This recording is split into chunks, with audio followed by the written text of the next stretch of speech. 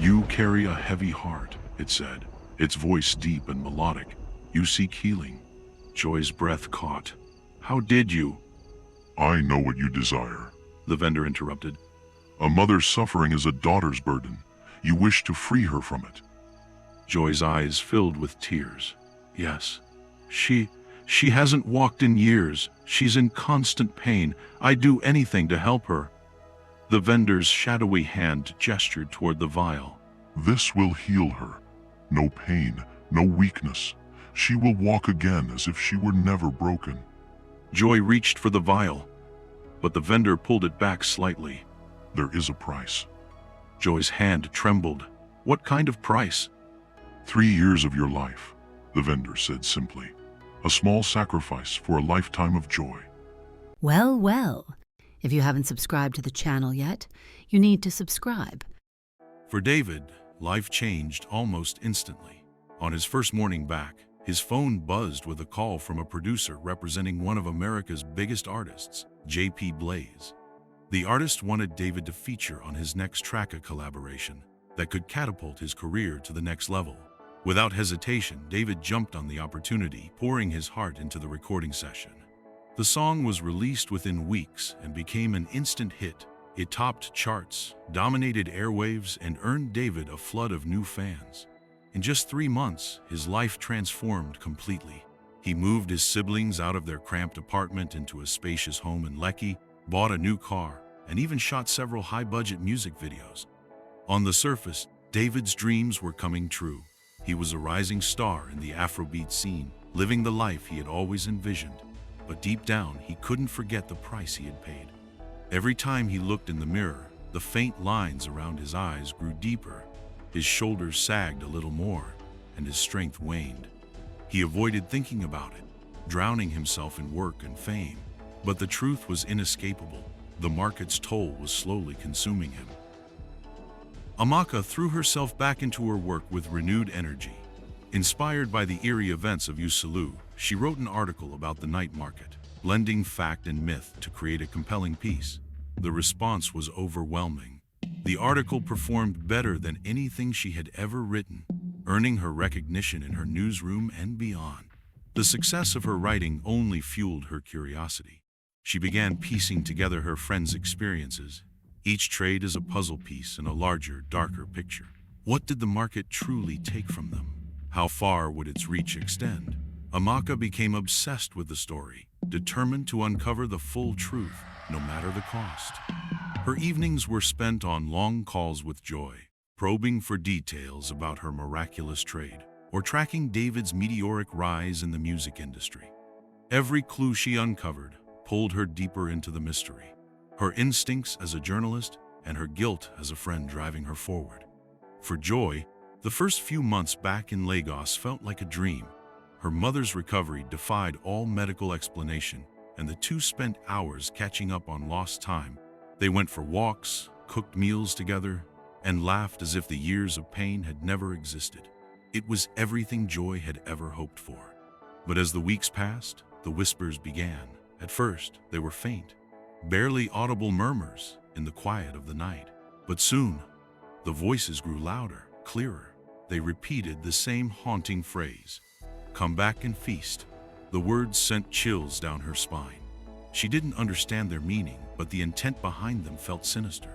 Joy tried to ignore the voices, focusing on her mother's happiness. But the whispers clung to her, an ever-present reminder of the price she had paid. Stephen returned to Lagos with a singular purpose: to understand the night market. He dove into his research, poring over obscure texts, scientific journals, and any mention of similar phenomena in folklore. Late into the night, he scoured the dark web, searching for clues or stories of others who had encountered the market. His efforts yielded little, but Stephen refused to give up. The market's existence defied everything he believed about the world. If he could explain it, if he could rationalize it, perhaps he could also find a way to undo its effects. He became consumed by his search, his once methodical nature giving way to desperation. As the weeks turned into months, the consequences of their bargains became undeniable. David's health deteriorated rapidly. His once youthful face now bore the lines and hollowness of a man decades older. Each morning, he woke feeling weaker, his body struggling to keep up with the demands of his newfound fame. He hid his condition from the public, but his close friends and family noticed the change. Joy's whispers became an unrelenting torment. They followed her everywhere, their sinister refrain growing more urgent. "Come back and feast." At times, she swore she saw shadows moving in the corners of her vision, dark shapes that vanished the moment she turned to look. Even Stephen, who hadn't made a trade, wasn't spared. His memory lapses became more frequent, entire hours slipping away without explanation. Amaka, too, began noticing strange occurrences. Clocks froze in her presence, and time seemed to stretch or contract unnaturally. 6 months after their return, the group decided to meet. It was Amaka who organized the gathering, insisting that they needed to discuss everything that had happened since Uselu. They met at her apartment, their faces drawn and weary. Amaka's apartment was dimly lit, the warm glow of the single overhead bulb casting long shadows on the walls. The four friends sat in her living room, the air heavy with unspoken tension. "All right," Amaka said finally, breaking the silence. "We need to talk about everything. No more avoiding it." David let out a bitter laugh. "Talk about what? The fact that we made deals with some creepy forest vendors and now everything's falling apart?" Amaka turned to face him. "Yes, David, exactly that. We've been pretending we can move on, but look at us. None of us are okay." Joy shifted uncomfortably, her voice trembling as she spoke. "I keep hearing them, the voices. They won't stop. Every night, they tell me to come back. Come back and feast, they say. I don't even know what that means." David glanced at her, his brow furrowing. "Feast? That's messed up. It's terrifying," Joy admitted, tears brimming in her eyes. "Sometimes, I feel like I'm losing my mind. But my mum, she's happy. She's walking again, David. How can I regret that?" David sighed, running a hand through his graying hair. "I get it, Joy. I do. But look at me," he gestured to himself. "I can barely keep up with my own life anymore. Sure, I'm famous now, music videos, concerts, the works. But I'm dying inside, literally.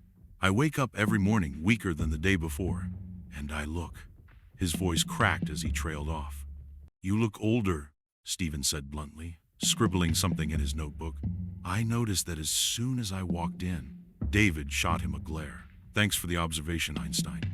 "Look," Stephen said, adjusting his glasses. "I'm not trying to be rude. I'm just saying it's obvious. You're deteriorating, David. The market's taking its toll on you." "And you think I don't know that?" David snapped.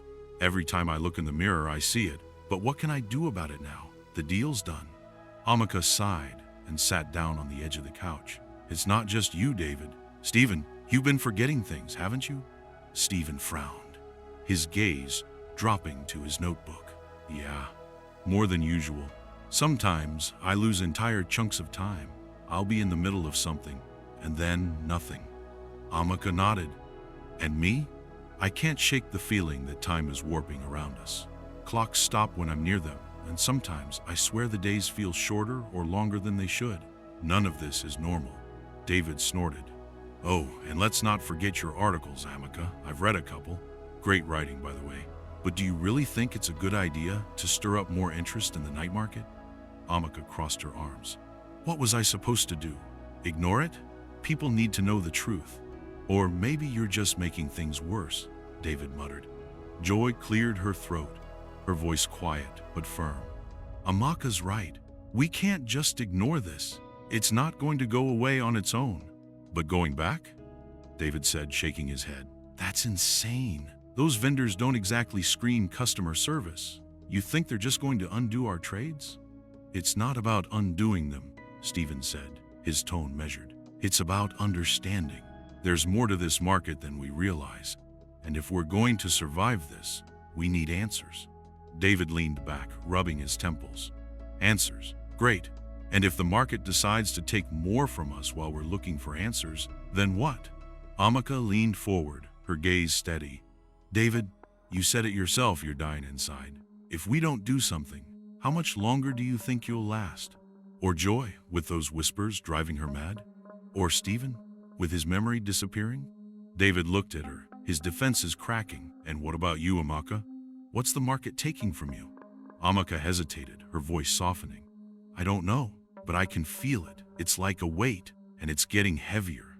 The room fell silent, each of them lost in their thoughts. Finally, Joy spoke, her voice resolute. We have to go back. I don't want to, but we have to. This thing isn't done with us. David sighed heavily, nodding reluctantly. Fine, but if this goes south, don't say I didn't warn you. Stephen closed his notebook, his expression grim. I'll bring everything I've gathered. Maybe we'll find something useful. Amaka stood, her jaw set with determination. Then it settled. We're going back to Uselu, and this time, we're getting the answers we need. The journey back to Uselu was marked by an uneasy quiet. The friends drove through the winding roads that led out of Lagos, the sprawling city skyline giving way to the dense greenery of the countryside. The air grew colder as they approached Uselu, and the once familiar town now seemed cloaked in an ominous stillness. Amaka sat in the front seat, her eyes scanning the horizon as if expecting something to leap out of the trees. David sat slouched in the back, his face pale and tired, while Joy stared out the window, clutching a scarf her mother had given her before they left. Stephen flipped through a notebook filled with sketches, diagrams, and fragmented notes about the night market. No one spoke much, their thoughts consumed by what awaited them. They arrived at the old house by dusk. Baba Ade was waiting for them on the porch, his expression grave. I knew you'd come back, he said, his voice heavy with resignation. How? Amaka asked, stepping out of the car. The market's call isn't one you can escape, Baba Ade said. Once it has touched you, it never truly lets go. David frowned, his frustration bubbling over. So you knew this would happen, and you didn't warn us? Baba Ade's eyes hardened. I told you not to go into the forest. You made your choice. Now you must deal with the consequences. Joy stepped forward, her voice trembling. Baba, please. We need to know how to stop this. The whispers won't leave me alone. Baba Ade sighed deeply, gesturing for them to follow him inside. He led them to the living room, where the fire crackled softly. The house was quiet, save for the crackle of the fire in the hearth. The four friends sat in the dimly lit living room, their faces drawn and weary from the journey. Baba Ade, seated in his old wooden chair, studied them with an intensity that made them squirm. The weight of his gaze was almost as heavy as the burden they carried. Amaka leaned forward, her hands clasped tightly in her lap. We need your help. The market, it hasn't let us go. Baba Ade's expression darkened. It never does. David let out a frustrated sigh, leaning back in his chair. Great. So we're stuck like this forever? Not necessarily, Baba Ade said, his tone measured. There is a story I've heard. A Womana rare case managed to break free from the market's curse. The room grew still. Joy sat up straighter, her voice trembling with hope. Break free? How? Baba Ade held up a hand. Before I tell you more, I need to understand what you've done. Each of you, tell me about your trades. David was the first to speak, his voice low and heavy. I traded 5 years of my life for my music. I wanted to be a star, to finally make something of myself. Baba Ade nodded solemnly. And did the market deliver? David chuckled bitterly. Yeah, I've got the fame, the fans, the money. But it's killing me.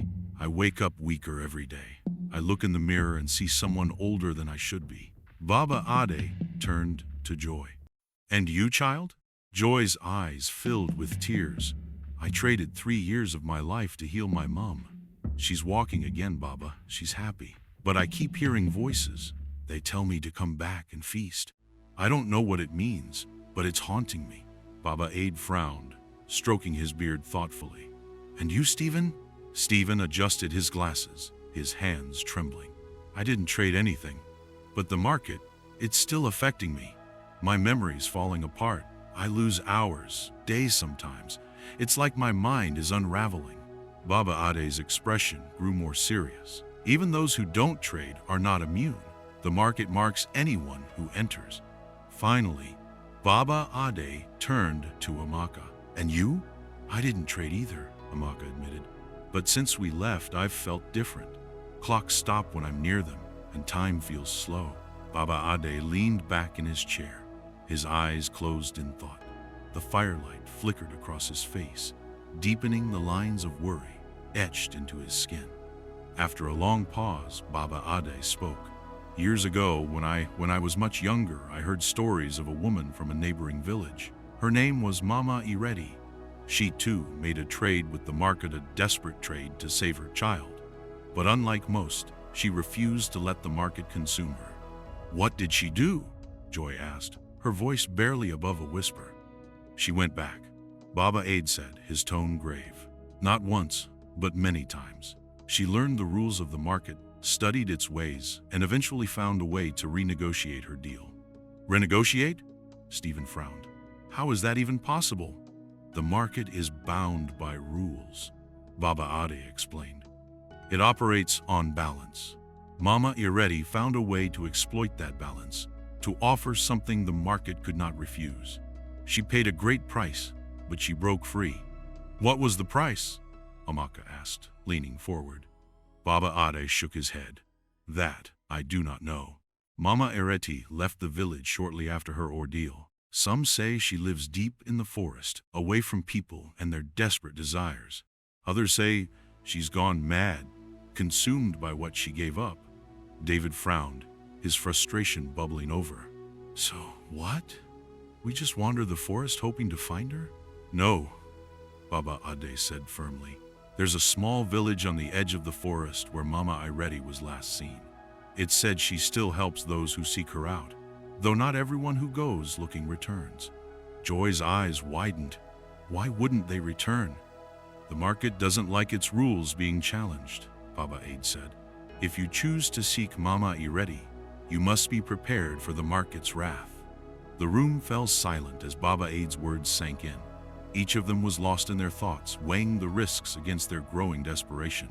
We don't have a choice, Amaka said finally, her voice steady. We need answers. David shook his head, his expression grim. What if it's a trap? What if going back makes everything worse? It's already getting worse, David, Joy said softly. Every day, the market takes more from us. If we don't do something, it'll destroy us.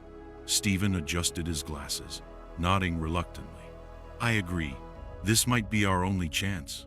David sighed heavily, running a hand through his graying hair. Fine, but if we're doing this, we're doing it together.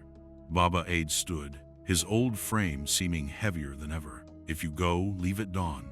The forest is less dangerous in the light. Amaka turned to him, her expression filled with gratitude. Thank you, Baba, for everything. Don't thank me yet, Baba Ade said, his voice low. The journey ahead will test you in ways you cannot imagine. But if you face it with courage and unity, you may find the answers you seek. The next day, the friends prepared for the journey. Each of them knew the stakes, but none of them could shake the faint flicker of hope Baba Ade's story had sparked. Mama Ireti might hold the key to breaking free, but the price of freedom remained unknown. Baba Ade emerged from the house holding a small, intricately carved oil lamp. Its base was etched with swirling patterns, and the flame inside flickered faintly despite the lack of wind. He held it out to Amaka, his expression grave. Take this, he said, his voice low and firm.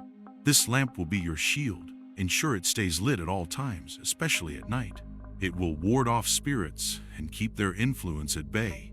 Amaka reached out to take the lamp, feeling its warmth seep into her hands. What happens if it goes out? She asked, her tone cautious. Baba Ade's eyes narrowed, his voice dropping to an ominous whisper. If it goes off, you will see the depth of your anus through your nose. There was a moment of stunned silence before Joy burst into nervous laughter. Stephen chuckled awkwardly, and even David cracked a faint smile. Baba, that's quite the visual, David said, shaking his head. I'm not joking, Baba Ade said, his expression unchanging. The laughter died almost instantly. The forest is no place for careless mistakes. Keep the lamp lit no matter what. And remember, the market knows you. It will test you. The weight of his words settled over them as Amaka tucked the lamp into her bag, careful not to disturb the flame. The forest was denser than they remembered, its towering trees forming an almost impenetrable canopy that blocked out the rising sun. The air was thick with moisture, and the faint smell of damp earth clung to them as they moved deeper into the woods. Amaka led the way, the lamp glowing softly in her hands. "Stay close," she said over her shoulder. "We can't afford to get separated." Joy walked behind her, clutching her mother's scarf tightly. She kept glancing over her shoulder, as if expecting something to happen. David trailed behind her, his steps slower than usual, his fatigue evident. Stephen brought up the rear, his flashlight sweeping the forest floor. "So, what do we know about this Mama Iredi?" Stephen asked, breaking the tense silence. "Not much," Amaka admitted. "Just that she somehow escaped the market's curse. If anyone can help us, it's her." "And if she can't?" David asked, his tone edged with frustration. "We figure something else out," Joy said firmly. "We didn't come all this way to give up." As the day wore on, the forest grew darker, the trees seemingly pressing closer together. The path became harder to discern, the undergrowth thick and tangled. The friends moved cautiously, their senses on high alert. "Is it just me, or is it getting colder?" Joy asked, shivering despite the warmth of the day. "It's not just you," Stephen said, rubbing his arms. "The temperature dropped at least 10 degrees in the last hour." Amaka tightened her grip on the lamp, its glow offering a small measure of comfort. "Keep moving. We need to reach the village before nightfall." But the forest had other plans. The trees seemed to twist and shift, their gnarled branches forming shapes that looked almost human. Shadows flickered at the edges of their vision, and the faint sound of whispers began to rise, carried on the wind. "Do you hear that?" Joy whispered, her voice trembling. "Don't listen to it," Amaka said sharply. "It's the market trying to distract us." The whispers grew louder, more insistent, as if the forest itself was alive. Words began to form, each one piercing and familiar. David froze, his breathing shallow. "It's in my head," he muttered. "I can hear it." "Don't stop," Amaka said, pulling him forward. "Keep walking." As the sun dipped below the horizon, the forest became almost unbearably oppressive. The lamp's glow seemed to fight against the darkness, the shadows pressing closer with each passing moment. "We need to stop for the night," Stephen said, his voice strained. "I can't keep up." Reluctantly, the group agreed. They found a small clearing and set up a makeshift camp. Amaka placed the lamp in the center, its flickering light casting a warm circle around them. "Remember what Baba Ade said," Amaka reminded them. "The lamp has to stay on." David nodded, his hands trembling slightly. "I'll take my first watch." The others settled down, exhaustion finally overtaking their fear. But sleep didn't come easily. The whispers lingered at the edges of their consciousness, and the cold seemed to seep into their very bones.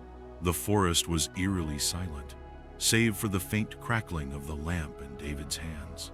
He sat by the edge of the campfire, his tired eyes darting between the flickering flame and the shadows beyond their makeshift circle of light. The others were asleep, their faces pale and drawn from exhaustion. David exhaled deeply, gripping the lamp tightly. The faint whispers that had followed them earlier seemed to have retreated, but the stillness was unnerving. "Focus. Don't fall asleep," he told himself. "The lamp has to stay on." But as the minutes stretched into hours, his eyelids grew heavier. The rhythmic flicker of the flame lulled him into a trance-like state, and before he realized it, his vision blurred, the forest around him melting into something unfamiliar. A soft, haunting melody broke the silence. David's ears perked up, his body stiffening as he listened. It was the sound of a piano, its notes gentle and melancholic, weaving through the still night. He scanned the darkness, his eyes catching a faint glow in the distance. "What is that?" he murmured, rising to his feet. The glow pulsed gently, matching the rhythm of the music, drawing him in. David's feet moved instinctively, the lamp dangling loosely in his grip as he stepped away from the campsite. The music grew louder, each note pulling him closer to the light. Without realizing it, David dropped the lamp. its flames sputtering out as it hit the ground. He didn't notice. His entire focus was on the glow ahead, the piano's melody resonating deep within him. David walked for what felt like minutes, though time seemed to lose all meaning. The music grew louder, then softer, then louder again, as though the source was shifting. The light flickered in and out of view, teasing him, beckoning him deeper into the woods. Suddenly, the music stopped. David froze. The glow disappeared, leaving him standing in complete darkness. The silence was deafening. "Hello?" he called out, his voice trembling. "Who's there?" No answer came. The stillness was oppressive, the darkness so thick it felt almost tangible. He reached out instinctively, his hand brushing against nothing but air. A cold sweat broke out on his forehead as panic set in. "I need to go back," he muttered, turning in circles, unsure of which direction he had come from. "I need to get back to the camp." That's when he felt it. Something cold and slimy coiled around his wrist. David froze, his breath catching in his throat. Before he could react, the thing yanked hard, pulling him off his feet. "Help!" he screamed, clawing at the ground as whatever had dragged him deeper into the darkness. The earth beneath his feet was cold and damp, offering little resistance as he scrambled to free himself. "Amaka!" David screamed. "Help me!" as he began to sob uncontrollably, when suddenly the pulling force stopped with David in the middle of nowhere, sobbing like a baby. Back at the campsite, Amaka jolted awake, her heart pounding as David's scream pierced the silence. "David!" she shouted, grabbing the lamp and reigniting the flame with trembling hands. Stephen and Joy sat up immediately, their eyes wide with fear. "What's happening?" Joy asked, her voice trembling. "It's David," Amaka said, already running in the direction of his screams. "Come on!" The three of them sprinted into the woods, the lamp's glow barely penetrating the thick darkness. The forest seemed alive, its shadows shifting and twisting, the whispers returning in a cacophony of haunting voices. "Over there," Stephen shouted, pointing to a faint figure crawling on the ground ahead. They rushed toward David, who was clawing his way forward, his face pale and streaked with tears. He let out a guttural scream as Amaka reached him, her hand grabbing his shoulder. "David, it's us," she said firmly.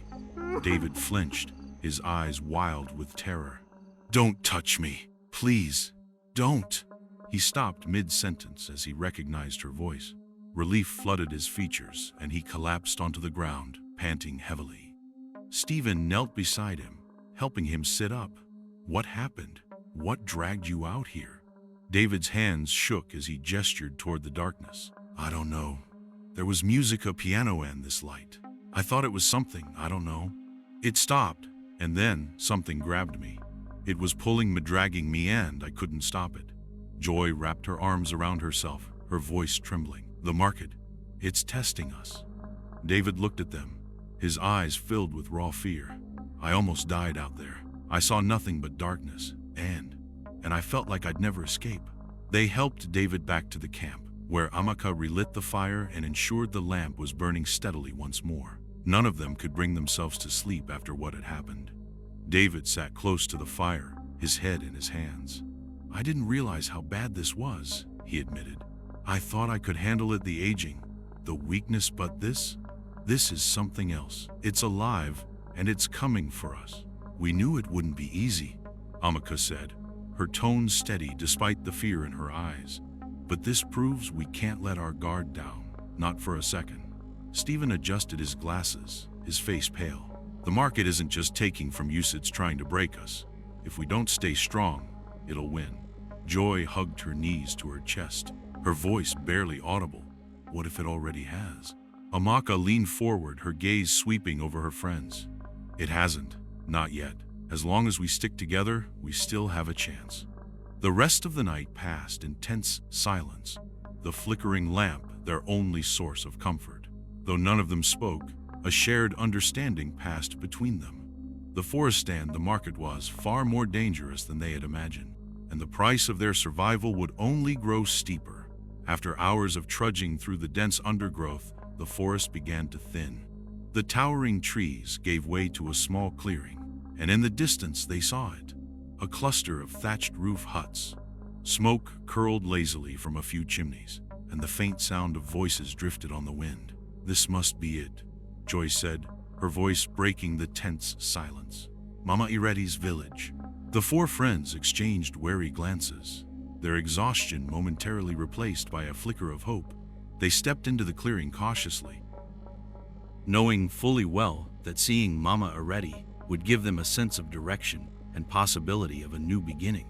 Even though they don't have any idea what to expect, they were happy to have found Mama Iretti's village.